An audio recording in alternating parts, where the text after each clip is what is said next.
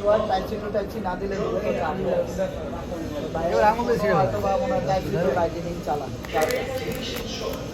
ওই চার্জার দিয়ে আপনি যত ফোন এখন চার্জ দিতে পারবেন আপনার হাত উঠবে একবার আইফোনের চার্জার কিনতে পারবেন আবার 15 সিরিজে যাবেন আর হবে না type C to type C এখন স্বাভাবিক করে দিচ্ছে ভাই এটা খুব ভালো কাজ করছে এই যে আইফোন নিয়ে কেউ প্যারাটা লইতে না চার্জার লয়ে যার বাসায় দামি ফোন আছে নেতা